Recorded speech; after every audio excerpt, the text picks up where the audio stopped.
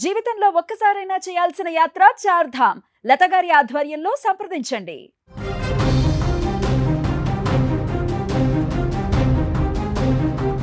బైక్పై బయటకు వెళ్లిన తమ పిల్లలు తిరిగి వస్తారని ఎదురుచూసిన ఆ తల్లిదండ్రులకు కడుపు కోతే మిగిలింది.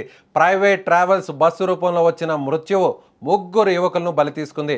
చేతికొచ్చిన కొడుకులు ఇక లేరన్న వార్త విన్న ఆ కన్నవారి రోదనలు చూపురుల గుండెలను పిండేస్తున్నాయి. ఈ హృదయ విదారక ఘటన ఏపీలోని అనకాపల్లిలో చోటు చేసుకుంది. రాత్రి సరిగ్గా 12 గంటల సమయం. ముగ్గురు యువకులు ఒకే బైక్పై వెళ్తున్నారు. అదే సమయంలో అత్యంత వేగంగా నిర్లక్ష్యంగా దూసుకొచ్చిన ఒక ప్రైవేట్ ట్రావెల్స్ బస్సు వీరి బైక్ను బలంగా ఢీకొట్టింది.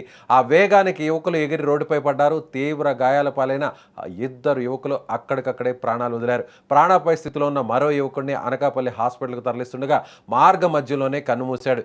ఏ క్షణంలో ఇల్లు దాటారో కానీ ఇలా ముగ్గురు ఒకేసారి మృత్యువుడికి చేరుకున్నారు.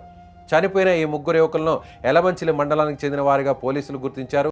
పురుషోత్తపురం గ్రామానికి చెందిన బంగారు నాని, గోవింద్ వీళ్ళిద్దరూ పెయింటింగ్లు పనులు చేసుకుంటూ కుటుంబానికి అండగా ఉంటున్నారు.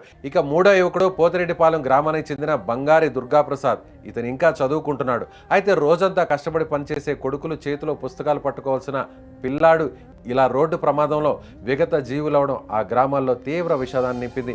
పోలీసుల నుంచి ఫోన్ రాగానే ఆ తల్లిదండ్రులు గుండెలు బాదుకుంటూ హాస్పిటల్కు పరిగెత్తిన తీరు ప్రతి ఒక్కరిని కంట తడిపెట్టిస్తోంది. ఒకవైపు ప్రైవేట్ బస్సు డ్రైవర్ల ఓవర్ స్పీడ్, మరోవైపు ఒకే బైక్పై ముగ్గురు ప్రయాణించడం వెరసి 3 నిండు ప్రాణాలు గాల్లో కలిసిపోయాయి. పోలీసులు కేసు నమోదు చేసి దర్యాప్తు చేస్తున్నారు. కానీ చనిపోయిన ఆ పిల్లలను తిరిగి తీసుకురాలేరు కదా. ఈ వీడియో చూస్తున్న ప్రతి ఒక్కరికి మాది ఒక్కటే వినపం. దయచేసి అతివేగం వద్దు, ట్రాఫిక్ నిబంధనలు పాటించండి, హెల్మెట్ లేకుండా ట్రిపుల్ డ్రైవింగ్ చేస్తూ ప్రాణాల మీదకు తెచ్చుకోకండి. మీరు ఇంట్లో నుంచి బయటకు వెళ్తే మీకోసం మీ తల్లిదండ్రులు ఎదురు చూస్తుంటారని మర్చిపోకండి.